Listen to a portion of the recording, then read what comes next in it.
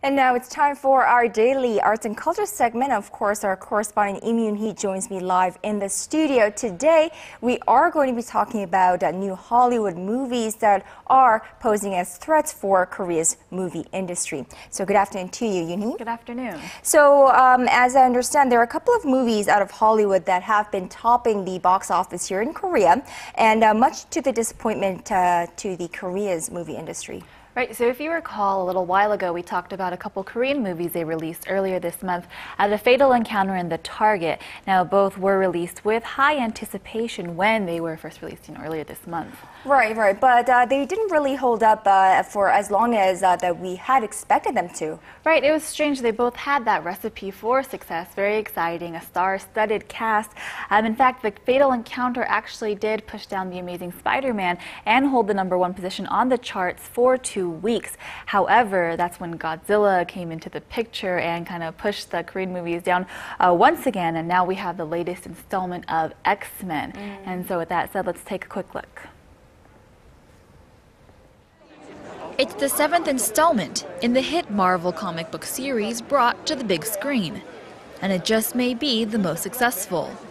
X-Men: Days of Future Past released in theaters in 119 countries around the world, and in each, topped box offices. The story starts with the future X-Men crew, set in the middle of a war between humans and mutants. It could be the end of existence for all mutants unless drastic measures are taken. That's why they decide to send Wolverine to the past in order to prevent their war from ever taking place. Played by Hugh Jackman, Wolverine must go back and convince the old X-Men that their future is in jeopardy unless an alliance is made.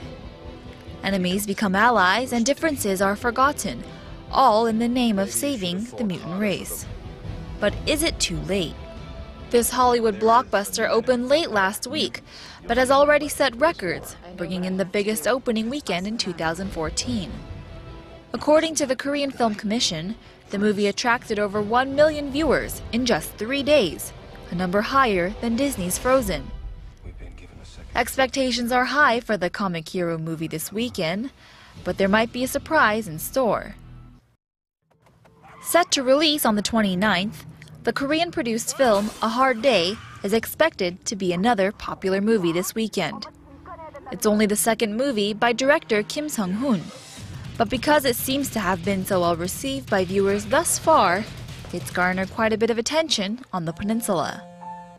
It's a crime-action thriller film about homicide detective Ko Gun-soo, who commits a fatal hit-and-run.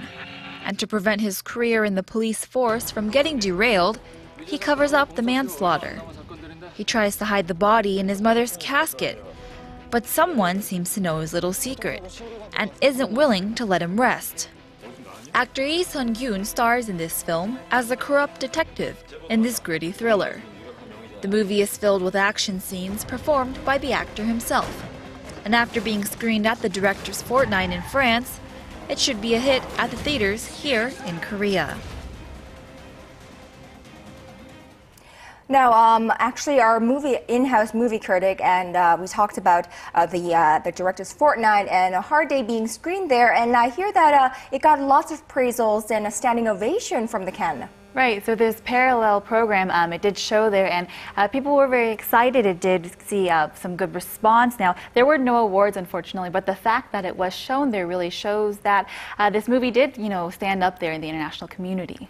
Right, so this will be opening for the Korean public this weekend, I believe. Right, so it's going to be showing. It actually showed a few weeks ago at the Cannes, like we said, but we had to wait here in Korea a few more weeks to catch it here. But I'm really curious to see how it plays out this weekend, as it does release this weekend, and X-Men will be the second weekend that it shows, and so we'll have to see who comes out on top of the list. All right, well, we will be looking forward to that, and I will be checking both of the films out this weekend. Sounds good. All right, thank you for that report, Yoonhee. My pleasure.